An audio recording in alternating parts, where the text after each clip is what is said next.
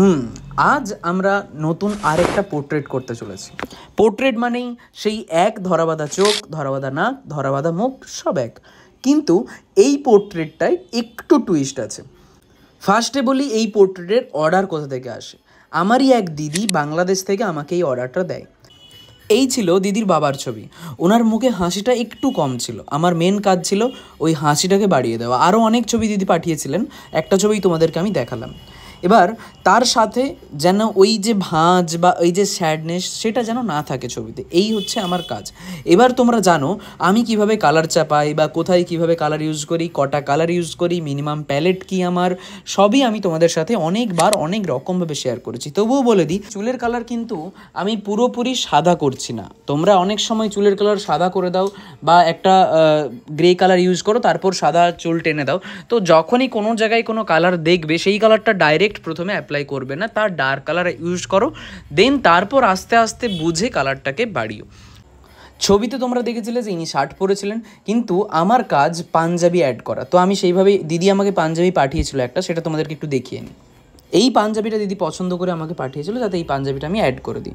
এখানে যেরকম আমি বলেছিলাম তোমাদের যে চুল ডাইরেক্ট প্রথমেই সাদা হবে না, সেরকম আমি ওইখানে প্রথমে মিডিল টোন দেওয়ার পর তারপর আস্তে আস্তে আমি হাইলাইটে গেছি।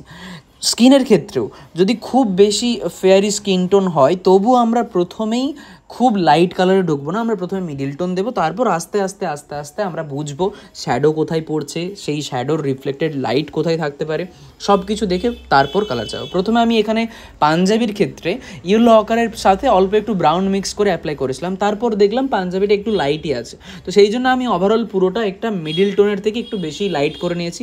তারপর আমার যদি মনে হয় সেখানে আমি ডার্ক লাইট অ্যাপ্লাই করে তারপর ডিজাইন করব। ব্যাকগ্রাউন্ডের ক্ষেত্রে আমি যেটা তোমাদেরকে বলেছিলাম যে ডার্ক কালার তো ইউজ করছি, কিন্তু পরে আমি কিন্তু লাইট টোনে ঢুকবো। এখানে আমি ব্লু আর একটু হোয়াইট আর অল্প একটু, খুব অল্প একটু ব্রাউন বা ব্রাউন সাইনা ইউজ করেছি। হোয়াইট আর ব্লুয়ের পার্সেন্টেজই বেশি।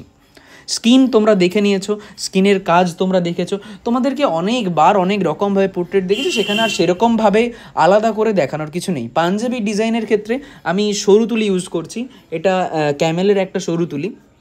অনেকে আমাকে তুলি নিয়েও অনেক সময় বলো, সেটা নিয়ে তোমাদেরকে আমি পরে দেখাবো যে আমি কী কী তুলি ইউজ করি বা কত রকমের তুলি আমার কাছে আছে, সেটা নিয়ে আলাদা একটা ভিডিও আমি করব। তো পাঞ্জাবি ডিজাইন মোটামুটি আমাদের কমপ্লিট। এবার আসি একদম শেষে, ভার্নিশিং। খুব স্যাটিসফাইং একটা প্রসেস, কিন্তু শুরুতে যে তোমরা এরকম রিফ্লেকশন কম দেখছো, রিয়েলিস্টিক বেশি দেখছো, কিছু টাইম পরে কিন্তু রিফ্লেকশন এটাতে বেশিই দেখা যায়। তারপর এটা যত আস্তে আস্তে শুকিয়ে যায় তত রিফ্লেকশনটা কমে আসে। ভার্নিশিং মূলত দুটো কারণে করা হয়, এক হচ্ছে ছবিটাকে অনেক দিন লং লাস্টিং করানো, আর দুই একটু গ্লসি এফেক্ট রাখা।